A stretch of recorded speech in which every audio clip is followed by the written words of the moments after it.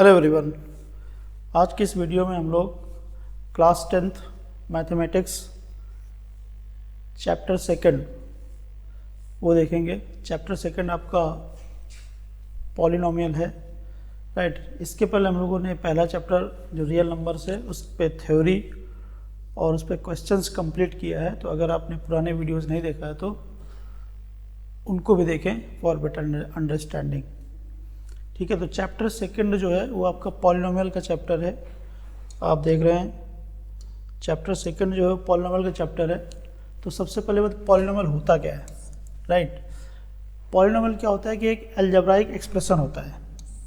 Polynomial क्या होता है? एक अलजेब्राइक एक्सप्रेशन होता है जो किस फॉर्मेट में लिखा रहता है? वो इस फॉर्मेट में लिखा रहता है। पी एक्स इक्वल टू कैसा लिखा रहता है? A naught plus A one X plus A two X square plus A three X cube plus dot dot dot last में A N X raise to N. यहाँ पर मैंने ये लिखा हुआ है कि जो ए एन है वो जीरो नहीं है, मतलब A N does not equal to zero.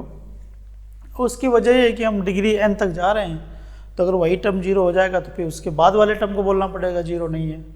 अगर वो भी जीरो हो जाएगा तो फिर उसके बाद वाले को बोलना पड़ेगा कि वो जीरो नहीं है। तो कहीं ना कहीं तो बोलना ही पड़ेगा जीरो नहीं, तो इसलिए हमने यहाँ पर लिखा हुआ है ए एन जीरो नहीं है।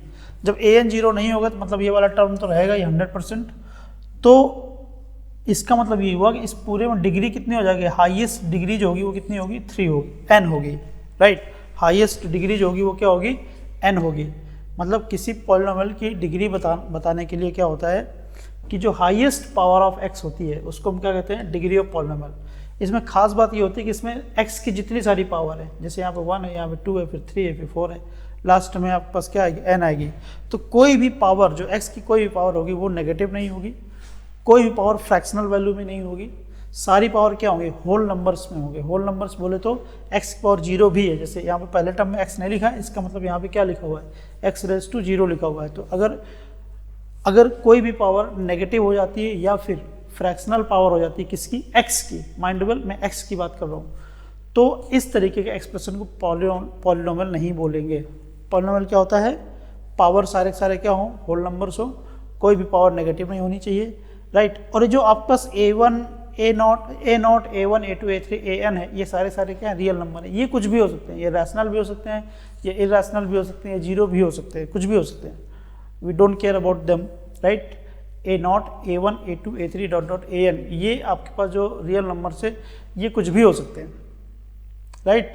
तो मेरे हिसाब से पॉलिनोमियल आपको समझ में आया। एक ऐसा एक्सप्रेशन होता है जिसमें x की पावर सारी सारी क्या होती है? होल नंबर्स होते हैं, और ये अलजेब्राइक एक्सप्रेशन होता है इस तरीके का। तो जितनी हाईएस्ट पावर होगी उसी को हम क्या कह देते हैं? डिग्री ऑफ पॉलिनोमियल कह देते हैं। अगर किसी पॉलिनोमियल की डिग्री क्या है? जीरो है। किसी पॉलिनोमियल की डिग्री क्या है? जीरो है।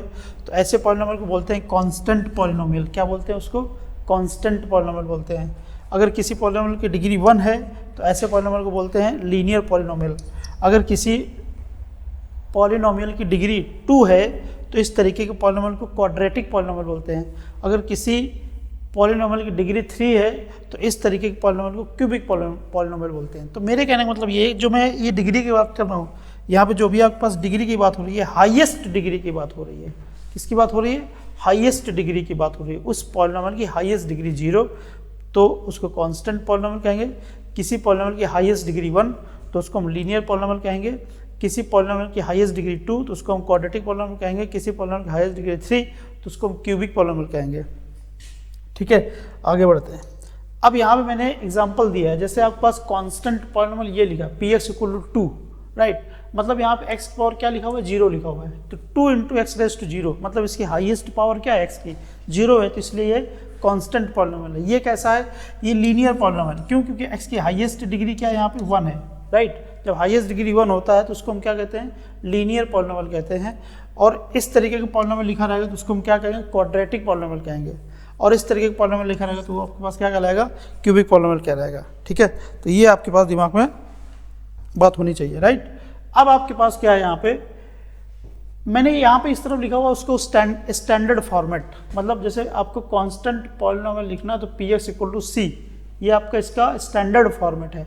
P X equal to A X plus B, तो ये आपके पास क्या है? स्टैंडर्ड फॉर्मेट है। P X equal to A X square plus B X plus C, ये भी आपके पास क्या है? स्टैंडर्ड फॉर्मेट है। ये आपके पास लिखा P X equal to A X cube plus B X square plus C X plus D, ये जो आपके पास क्यूबिक पॉलिनोमियल का स्टैंडर्ड फॉर्मेट है, ये क्वाड्रेटिक पॉलिनोमियल का स्टैंडर्ड फॉर्मेट है, ये आपके पास लीनियर पॉलिनोमियल का स्टैंडर्ड फॉर्मेट है, ये आपके पास कांस्टेंट पॉलिनोमियल का स्टैंडर्ड फॉर्मेट है। अब जो आपका सिलेबस का हिस्सा है वो क्यूबिक तक है, सॉरी क्यूबिक नहीं है, क्वाड्रेटिक पॉलिनोमियल तक आपके सिलेबस में है, ठीक है। क्लास 10th में जो पॉलिनोमियल वाला चैप्टर है सीबीएसई में, उसका जो सिलेबस के एक्सटेंट है वो क्वाड्रेटिक पॉलिनोमियल तक पढ़ना है आपको, क्यूबिक पॉलिनोमियल आपको नहीं पढ़ना है। आगे जरा देखते हैं, ठीक है। आगे आपके पास लिखा है value of polynomial at X equal to K. किसी पॉइंट पर कोई एक्स की वैल्यू दी जाएगी और आपसे कहेगा कि आप वैल्यू ऑफ पॉलिनोमियल निकालिए। मेरे कहने का मतलब ये है कि आपसे क्या कहा जा रहा है, आपसे कहा जैसे आपके पास पी एक्स इक्वल टू लिखा हुआ है, से x square plus 3x plus 1, आपसे कह रहा है कि फाइंड, क्या कह रहा है, find P X at X equal to 2, X equal to 2 पे पी एक्स की वैल्यू पता करनी है, तो उसको हम वैल्यू ऑफ द पॉलिनोमियल कहेंगे। तो क्या करेंगे, जहाँ जहाँ पे एक्स है इस पॉलिनोमियल में, जहाँ जहाँ पे आपके पास एक्स है वहाँ पे आप क्या रख दोगे, एक्स इक्वल टू 2 रख दोगे। तो 2 रखो, यहाँ कितना आएगा, P2 आएगा। P2 को कितना हो जाएगा, 2⁴, मतलब 2⁴ हो जाएगा, प्लस 3 × 2 हो जाएगा और प्लस का 1 हो जाएगा। तो 2⁴ कितना होता है, 4 होता है, प्लस 3 × 2 कितना होता है, 6 होता है, और ये प्लस का 1, तो आंसर कितना आया, 11 आ गया। तो इस पॉलिनोमियल की वैल्यू x इक्वल टू 2 पर कितनी है, 11 है। तो इसको हम कहते हैं वैल्यू ऑफ द पॉलिनोमियल। किसी भी पॉइंट पे किसी भी पॉलिनोमियल की वैल्यू निकालने के लिए सिंपली क्या करेंगे, x की जगह पे वो पॉइंट रख देंगे। जैसे x इक्वल टू 2 पे निकालना है, x इक्वल टू 3 पे निकालना है, तो हम क्या करेंगे, जहाँ जहाँ x है वहाँ पे x इक्वल टू 2 रख देंगे। अगर x इक्वल टू 2 पे उसकी वैल्यू निकालनी है, और जहाँ जहाँ पे x इक्वल टू x है वहाँ 3 रख देंगे। क्यों, जब आपको x इक्वल टू 3 पे उस पॉलिनोमियल की वैल्यू निकालनी होगी तब, राइट। तो इस तरीके से आप देख रहे हैं कि वैल्यू ऑफ द पॉलिनोमियल इस तरीके से निकाला जाता है। कोई बहुत बड़ा रॉकेट साइंस नहीं है, सिंपल है, कुछ नहीं करना है। कोई भी पॉलिनोमियल दे के आएगा, आप सिंपली जिस पॉइंट पे वैल्यू निकालें, जैसे आपके पास यही पॉलिनोमियल दिया, आपसे कह रहा है वैल्यू निकालिए कहाँ पे, इसको 4 पे निकालिए, तो आप सिंपली क्या करोगे, जहाँ जहाँ x है वहाँ 4 रख दोगे। तो मतलब यहाँ पर भी x है तो यहाँ पर ही 4 रखोगे, इसको P4 कहेंगे। तो P4 इक्वल टू कितना आएगा, यहाँ पे 4⁻² हो जाएगा, ये आपके पास 4⁻² हो गया, ठीक है। प्लस यहाँ पे क्या आएगा, 3 × 4 हो जाएगा, प्लस यहाँ पे क्या आ जाएगा, 1 आ जाएगा। तो इस हिसाब से आपके पास वैल्यू क्या आ जाएगी, 4⁻4 कितना आ जाएगा, 4⁻2 आपका 16 आ जाएगा, प्लस आपके पास 12 आ जाएगा, प्लस आपके पास 1 आ जाएगा, तो आंसर कितना आ जाएगा, 29 आ जाएगा। तो मेरे कहने का मतलब ये है कि वैल्यू ऑफ द पॉलिनोमियल निकालने के लिए कोई बहुत बड़ा रॉकेट साइंस नहीं है। सिंपली क्या करना है आपको, सिंपली वहाँ पे जहाँ पे x है तो x की वो वैल्यू रख देना है जहाँ पे पॉलिनोमियल की वैल्यू निकालनी है, right. So this is how we calculate value of the polynomial. आगे जरा देखिए, आगे आपके पास लिखा है जीरोज ऑफ पॉलिनोमियल। किसी पॉलिनोमियल के जीरो से क्या मतलब है, तो यहाँ पे मैंने लिखा हुआ है x equal to k is set to be zero of polynomial if P K equal to zero. मतलब अभी हम पीछे वैल्यू ऑफ द पॉलिनोमियल क्या निकाले थे, वैल्यू ऑफ द पॉलिनोमियल निकालना सीखा। तो x इक्वल टू k को जीरो बोलेंगे अगर x इक्वल टू k रखने पे पॉलिनोमियल की वैल्यू क्या आ जाती है, जीरो आ जाती है। तो उसको हम क्या कहते हैं, जीरो ऑफ द पॉलिनोमियल बोलते हैं। कभी कभी जीरो भी बोलते हैं, कभी कभी रूट ऑफ द पॉलिनोमियल बोलते हैं। जैसे एग्जांपल समझते हैं, जैसे फॉर एग्जांपल मैंने आपके सामने लिया x² minus 2x plus 3 equal to 0, plus 3 नहीं, -2 ये आपके पास पॉलिनोमियल है और आपसे कहा जा रहा है इसका जीरो निकालिए। क्या निकालिए, कहा जा रहा है जीरो निकालिए। तो आपको वो वैल्यू पता करना है, x की वो वैल्यू पता करना है जहां पे ये जीरो हो रहा हो। क्या पता करना है, x की आपको वो वैल्यू पता करना है जहां पे ये क्या हो रहा हो, जीरो हो रहा हो। कौन जीरो हो रहा हो, ये पॉलिनोमियल आपके पास जीरो हो रहा हो। तो कह रहे हो पता कैसे करेंगे, सबसे बड़ी बात तो ये है कि पता कैसे करेंगे। तो जैसे मैं फॉर एग्जांपल आपको वैल्यू दे रहा हूँ, x इक्वल टू आप -1 रखिए। क्या रखिए आप, x इक्वल टू -1 रखिए, रख के देखते हैं क्या आता है। जब -1 रखेंगे क्या आएगा, p ऑफ -1 आएगा। यहाँ पे जरा समझना है, यहाँ पे और यहाँ पे क्या आएगा, -1 की पावर 2 आएगा, ठीक है। -2 इंटू -1 आएगा और यहाँ -3 आ जाएगा। जरा समझिए, यहाँ पे -1 की पावर 2 लिखा हुआ, फिर आप यहाँ पे क्या आ जाएगा, आपके पास +1 आ जाएगा, यहाँ पर भी क्या आ जाएगा, +2 आ जाएगा और -3। तो 1 + 2 3 आ जाएगा, -3, आंसर कितना आ गया, 0 आ गया। तो आपने देखा इस पॉलिनोमियल में अगर हमने x इक्वल टू -1 रख दिया है तो पॉलिनोमियल की वैल्यू क्या आ गई, 0 आ गई। तो हम ये कहेंगे कि x equal to -1 x equal to -1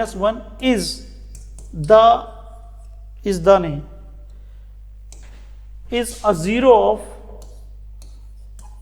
a zero of polynomial.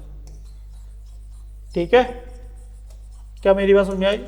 तो अब आपको ये लग रहा होगा कि आपने तो x इक्वल टू -1 ऐसे रख के निकाल दिया, हम कैसे निकालेंगे? तो आपको निकालने का तरीका ये है कि आपको इसको फैक्टर करना पड़ेगा। स्प्लिटिंग मेथड से आपने क्लास 9 में फैक्टर करना सीखा होगा। जैसे फॉर एग्जांपल मैं आपको सिखाऊं फैक्टर निकालना, तो क्या करेंगे जरा देखिएगा। How to find out the factor of factor, कैसे निकालेंगे जरा देखिए आप। तो मैंने आपके सामने जो पॉलिनोमियल लिया था वो क्या लिया हुआ था, x² - 2x - 3 लिखा हुआ था। ठीक है, ये आपके पास पॉलिनोमियल था।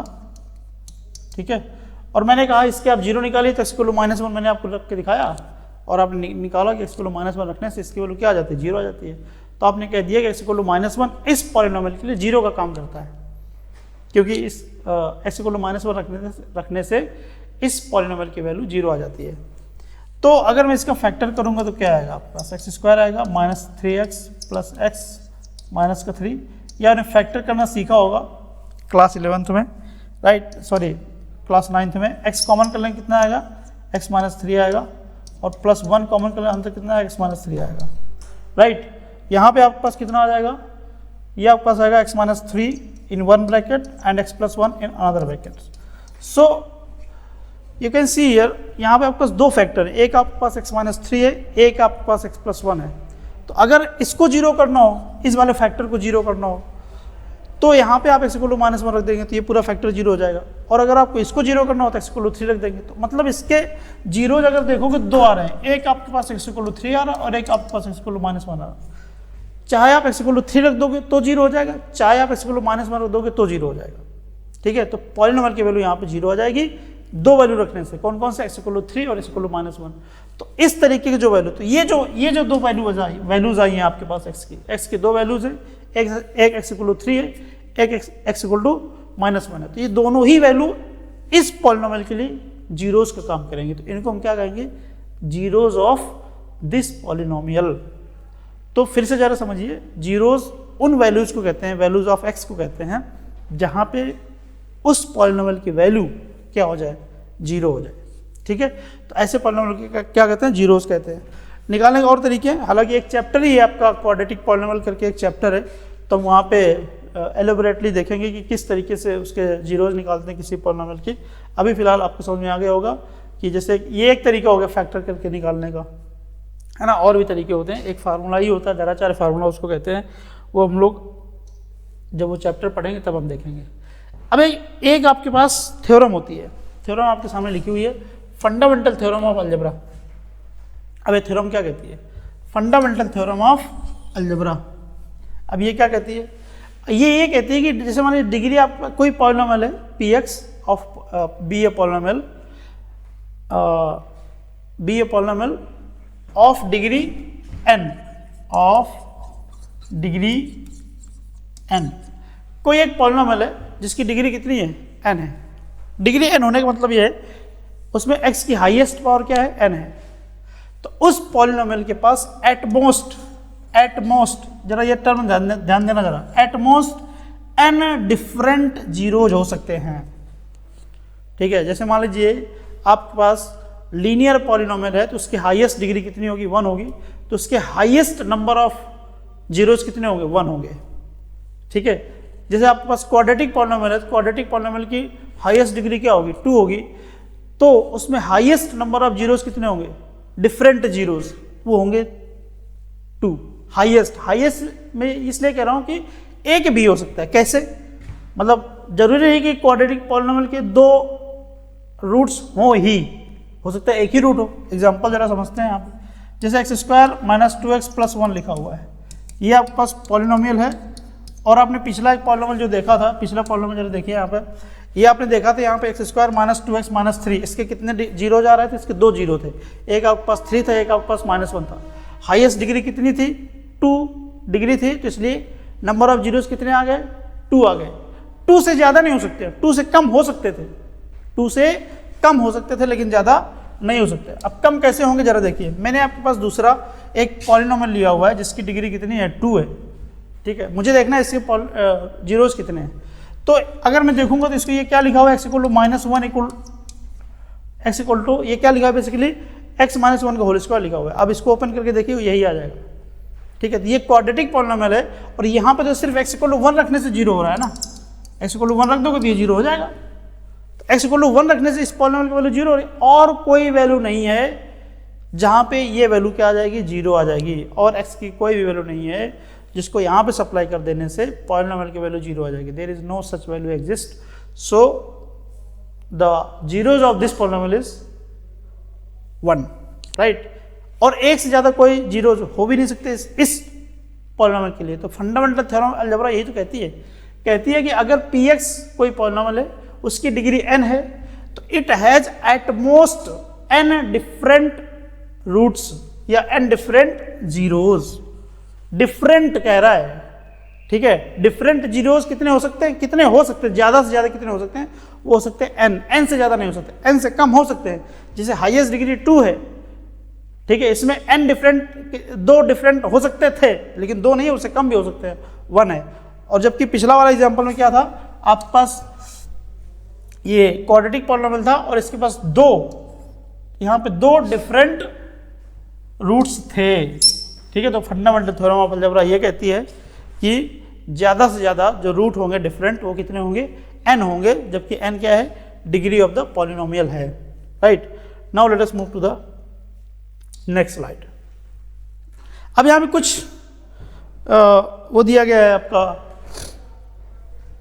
रिलेशंस दिए गए हैं। जैसे मान लीजिए आपके पास एक क्वाड्रेटिक पॉलिनोमियल है ax² + bx + c।